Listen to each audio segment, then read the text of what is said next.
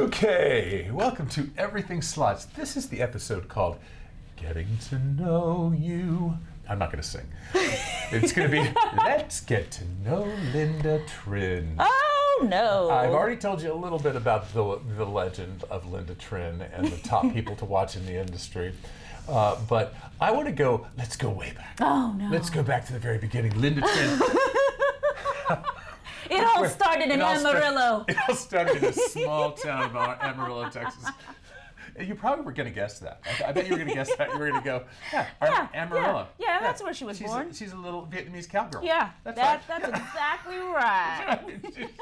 So tell me about you were born. Your parents came here, and they ended up in Amarillo. Yes, Amarillo.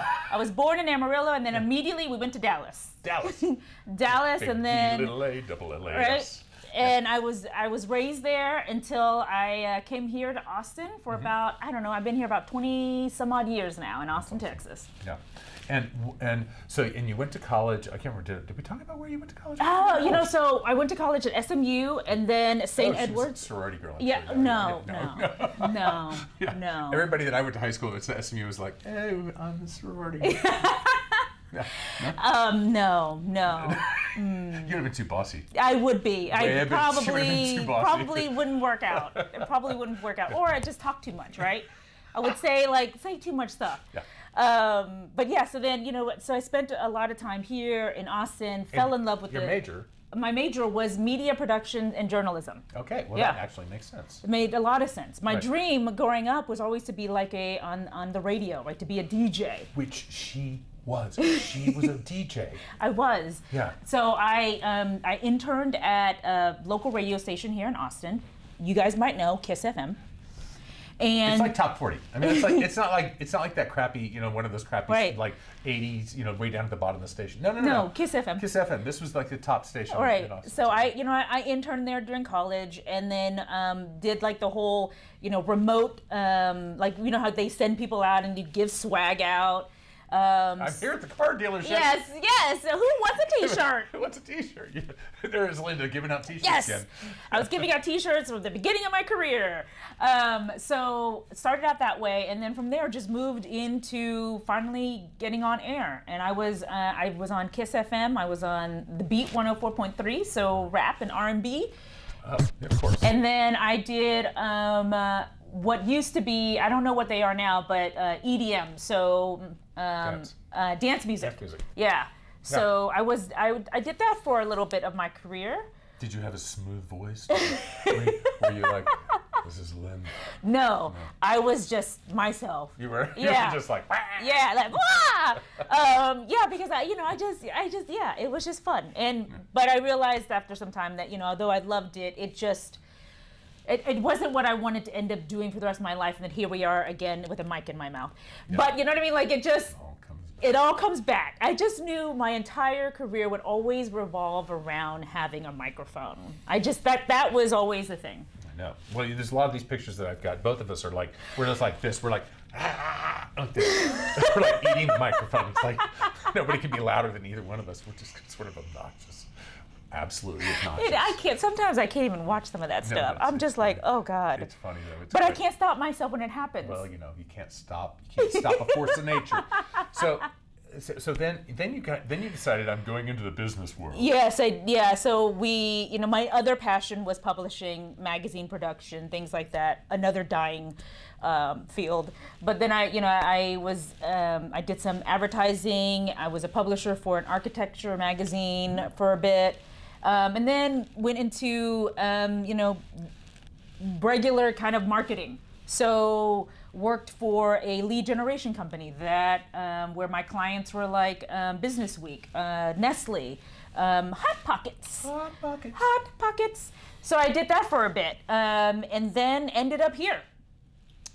Just randomly. Because of Juan Salazar.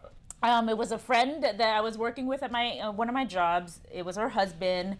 And, you know, he was looking to fill a product management role here. One of my favorite And people. all of a sudden, you know, we just started talking, and I ended up here and was here for a little over 10 years. And that is the history. But you took a break. You were head. Okay, so what she did was she also, you know, we were multimedia games. You know, we had this little thing going, and Linda kind of branded us as this this Texas company that played too loud. And you ever saw that play louder thing? That was us. We were playing loud. She would get some band that wouldn't shut up. Yep. We were giving away T-shirts. Right. She is giving away T-shirts Right. like she's at, you know, at a concert, and she's giving away T-shirts. Everybody, and there's beer flying at the G2E and everything like that. Just played into that. I mean, played into the fun Right. of what Austin is. 'Cause Right. we're in Austin. And we were fun. We were weird. maybe a little weird, but in a good way. We leaned into it. We leaned into it. So you leaned into your story, and you really did that. And you kind of gave us this thing. And Tournament was a very big product for us. We were loud, and nobody wanted to be near us at the trade show because there was either a band playing or somebody like me was on a microphone. It was so much fun, but you made our company fun. Yeah. Now, so then all of a sudden, one day, it's all saying, dun, dun, dun, we get bought by a company called GCA, which was Global Cash Access, is that right? Okay. And everything, which was a banking company, which was very sort of buttoned up and everything, but they wanted to have a gaming division. Right. And you walked in and you had to rebrand this company. So when you see the E on the ATMs at the casino, and you see the E on the games, Linda was in charge of actually taking those two elements and bringing it together. And so you'll see the E, and it's split in the middle, and that is, you know, and that is where we were bringing two pieces together to form something one. And if you kind of look at it at an angle, it actually looks like a either a slot machine or an ATM machine. Yeah, and it's almost got a three-dimensional because it's a hexagon. Right. Anyway, it's, you know, people wonder, you know, what the logo is about. She did that. And when you rebranded it and you launched it on the stock exchange. Stock exchange, she put me in her purse. And we went to the stock exchange. I had no business going. I think somebody must have canceled out because you're going to the New York Stock Exchange. It was so amazing. Remember that day? It was crazy. God. It was like I had history. Hysteria on the floor that day. Yeah. I mean, people were like pushing everything, and it was just a record day. Oh man. It was amazing. I mean, that is in my sort of like, I just remember kind of going with a little selfie thing going, I can't believe this is me. Right. Little Mike Conway from Houston, Texas is on the New York Stock Exchange. And I'm sitting there and I'm just like, and I'm walking around and, you know, and it looks just like it does on TV. It does. All of a sudden there's this little, and I'm telling you, it's a little 5 by 5 desk, and there's the Squawk Box guys doing their show. It was the craziest thing, and you got to go up on the pulpit or whatever that. To ring the bell. You rang the bell, and it was one of the coolest things I've ever been part of. I will say, I have been able to do some of the coolest, most unique things while at this company. Yeah. So, and that's the reason we're telling you guys these stories is we have been doing this a long time. We know games. What we don't know is we don't know you yet. Yep. And Linda actually knows a lot of you guys because one thing we just forgot to mention. I think it was, and I don't know if this thing I have, and Linda has the world record for the world's largest slot tournament. Oh, that's right. And when I was a kid, I slept with the book of Guinness Book of World Records. I forgot about that. Oh my God. Oh my God. There's been so much stuff like that. Like for some reason that could. Ho-Chunk? No, it was Muckleshoot. Muckleshoot up in Washington. It was Muckleshoot, which they were so wonderful, and they had the world record. For the largest slot tournament in one day. It was over 3,000 people that 3,000 people. we saw through. It was like play, burn, go. Play, burn, through. Go. Like it was this line that was like wrapped around the casino, and it was crazy. It's crazy. And there were representatives of the Guinness World Record was out there. We were out there for how long? Like 10-hour day? 10-hour day, screaming for 10 hours. Yeah, counting up, counting down, counting up, counting down, counting up, counting down. So much fun. But when you get to do something like that, it really is. It's just, you know, it was just the best. It was. You always brought me along for the ride. So. Okay, we're going to have to cut into this because here, Linda, tell me what you've been doing since you left Every. So guys, I took a little bit of time. Was traveling so much when I was working here. You travel a lot. Yeah, it was about 80 or so % of my time or more. And then decided, I really wanted to take some time and just do my own thing and kind of pursue things that maybe I would never have done before. So I decided, weird as this may sound to a lot of people, especially my family, I started streaming. I went on Twitch. I started my own channel. Like a good 14-year-old boy. Right. Gaming with his friends. Just like a regular 40-year-old woman would do. And I wasn't streaming games. You were doing, because it has categories. Yes. Because and most people don't know this. She introduced me to this whole world. Now I can't get out. Yeah. I'm like it's like they have the Matrix. music, they have cooking, they have crafting, they have dancing, they have like every category you can imagine. Yeah. Watching people eat is a category. Watching people eat. Well, I know everybody photographs their food at restaurants. Right. So I mean, weird. that's right. So ASMR. Like there's so many different categories, right? But when I was here, we started looking into Twitch for our event, Tournament of Champions, and I was fascinated at that point because I just thought my whole thing was, who does this? Who goes and watches another person play a game? This is ridiculous. And then I realized, and then I started trying to understand the psychology, like why are there thousands of people doing this? And I started hanging out in these communities and realizing it's not necessarily about watching someone play a game, it's about the community. Okay. It's about being there and being in a space that you feel safe, in a space that you feel happy and fun, and you can meet some people and every week or every day at a certain time you're gonna go there and chat with this streamer and chat with the people that are showing up, and you build this this friendship with with these people. And I know that to some of you guys this is like, that is weird. Believe me, I still, when I say it today, it is weird, but until you experience it, it is unlike anything else, right?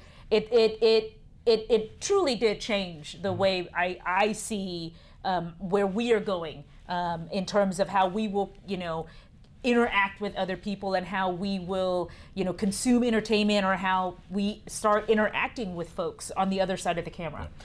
And then all of a sudden, boom. Yeah. COVID. Yes. Everybody's home. And it blew Everybody's up. sitting there. Yes. At home with their computers going, hello.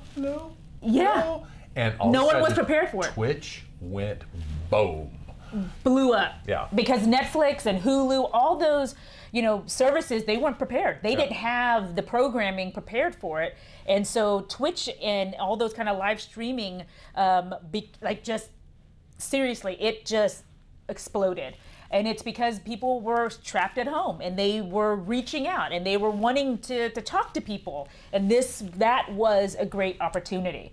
And going through that, I learned a great deal. I met some really cool folks that I would have never have been able to meet if it wasn't for that. Well, you're opening up yourself to the world. I mean, there were people that I met that were living in the Netherlands that were from Portugal.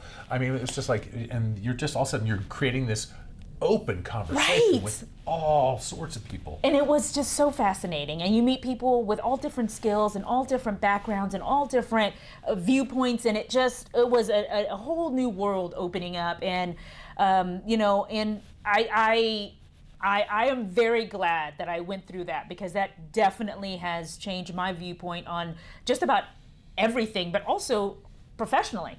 Because that helped me to better understand, how I look at what I do for, professionally in marketing and in communications as well. Okay, and this is what's really interesting. And so we look at the future of, we talk about 10 years ago, we were NBC, ABC, CBS, and then, HBO, these other sort of like other things. Well, now look at how dispersed entertainment is. Right. You guys, the next thing, and it feels like this is happening because of this communication, it feels like the next sort of wave of network broadcasting is a conversation. It is, absolutely. And Twitch is a really interesting sort of piece of the evolution where you're able to, and it's a one-way conversation because we can talk And you talk. And then you talk, and we're sitting there going, well, look, there's Andrea Peterson. She says this. Yeah, this. Oh, there's Andrea Peterson. Hey, how's You it know? going? You know, everything. Or there's all these people that you know because they come back and they're your friends. They become your community. And that's what we want to create here is a community of people who really want to talk about slots. And so there's going to be people that we are going to do. And yours was the makers section, and she was the top. Let me just say before she finishes this, she was one of the top 3 in the category of the crafting and makers section. So, and Twitch is a big world. And it was incredible though to meet all those people, to be in that world, and then I started thinking we were talking throughout the whole time that you were doing Everybody Play Now, and in the back of my mind I knew at some point that it would collide at some point, right? It would come together, and it did. It finally did. Perfect storm. And it just was a perfect storm, and then here we are today. And that is how that all brought this to be. And so I'm super excited about it. It's great. Because I truly believe that this is going to be spectacular. And even if it's not, honestly, guys, we get to hang out. I'm going to do this. I'm sitting down because I'm drinking my drink. Can you tell me it's going to be spectacular? Right, it's going to be spectacular, Mike. Yeah, I'm pitching it to Mike and to Lauren and to all the folks here, and they're just like, "What do you want to do?" Yeah, she's got this, you guys. What? I've got a great partner in crime. You guys, she's gonna take over. She's gonna make the whole thing great. We're gonna have a great time. You guys need to come back. I'm glad you got to meet Linda and see the wonder of Linda, because she's a force, man. And I can't wait for us to see where we're gonna go. We're gonna come here. We're gonna talk about slots. We're gonna talk about everything. Slots.